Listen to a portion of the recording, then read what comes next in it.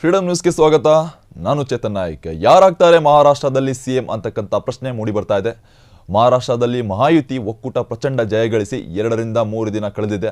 ಆದರೆ ಹೊಸ ಸರ್ಕಾರ ರಚನೆ ಯಾವಾಗ ಎಂಬುದು ಇನ್ನೂ ಸ್ಪಷ್ಟವಾಗಿ ಹೇಳಲು ಯಾರೂ ತಯಾರಿಲ್ಲ. ಇದಕ್ಕೆ ಕಾರಣ ಮುಂದಿನ ಮುಖ್ಯಮಂತ್ರಿ ಯಾರಾಗುತ್ತಾರೆ ಎಂಬ ಪ್ರಶ್ನೆ ಇನ್ನೂ ಉತ್ತರ ಸಿಕ್ಕಿಲ್ಲ. ಹಾಗೂ ನೋಡೋದಾದರೆ ಈ ವಿಚಾರದಲ್ಲಿ ಒಮ್ಮತ ಅಭಿಪ್ರಾಯಕ್ಕೆ ಬರಲು ಬಿಜೆಪಿ, ಶಿಂದೆ ಸೇನೆ, ಅಜಿತ್ ಪವಾರ್ ಅವರ ಒಂದು NCP ಇನ್ನಿಲ್ಲದ ಕಸರತ್ತು ನಡೆಸಿರ್ತಕ್ಕಂಥದ್ದು. ಮಹಾಯುತಿ ಭರ್ಜರಿ ಗೆಲುವಿನಲ್ಲಿ ಫಡ್ನವೀಸ್ ಪಾತ್ರ ಹೆಚ್ಚಾಗಿದೆ.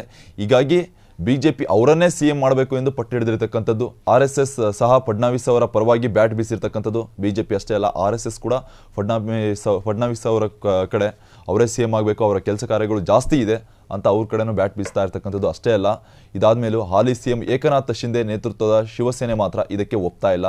ಕಾರಣ, ಲಾಡ್ಲಿ ಬೆಹನ್ ಯೋಜನೆ ತಂದಿದ್ದು ಶಿಂದೆ ಸೇನೆ ಆಗಿರಿದೆ.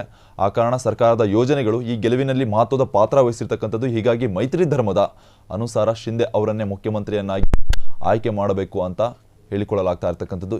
ಇದೆಲ್ಲ ಒಂದು ಕಡೆ ಆದರೆ, ಇನ್ನೊಂದು ಕಡೆ CM ರೇಸ್ನಲ್ಲಿ ಕಾಣಿಸಿಕೊಳ್ಳದ ಅಜಿತ್ ಪವಾರ್ ನೇತೃತ್ವದ NCP ಫಡ್ನವೀಸ್ CM ಆಗುವುದರ ಪರವಾಗಿದೆ. ಈ ಕಾರಣ ಮಹಾಯುತಿಯಲ್ಲಿ ಚೌಕಾಸಿ ವ್ಯವಹಾರ ಈಗ ದೆಹಲಿಗೆ ಶಿಫ್ಟ್ ಆಗಿರ್ತಕ್ಕಂಥದ್ದು. ಇಲ್ಲೇ ಒಂದು ಕಿತ್ತಾಟ ನಡೀತಾ ಇದೆ. ಈ ಕಾರಣ ಯಾರು CM ಆಗಬೇಕು ಅಂತಕ್ಕಂಥ ಒಂದು ಮಾಹಿತಿಗೆ, ಒಂದು ಆನ್ಸರ್ಗೆ ಡೆಲ್ಲಿಯಲ್ಲಿ ಇದರ ಬಗ್ಗೆ ಜಾಸ್ತಿ ಒಂದು ಸಭೆಗಳು ನಡೀತಾ ಇದೆ. CM ಆಯ್ಕೆಗೆ ಇನ್ನೂ 2-3 ದಿನ ಒಂದು ಆಗ್ಬೋದು. ನಂತರವೇ ಪ್ರಮಾಣ ವಚನ ಸ್ವೀಕಾರ ದಿನಾಂಕ ನಿಗದಿ ಆಗಲಿದೆ. ಇದುವರೆಗೂ ಕೂಡ CM ಯಾರಾಗ್ತಾರೆ ಅಂತ ಗೊತ್ತಿಲ್ಲ.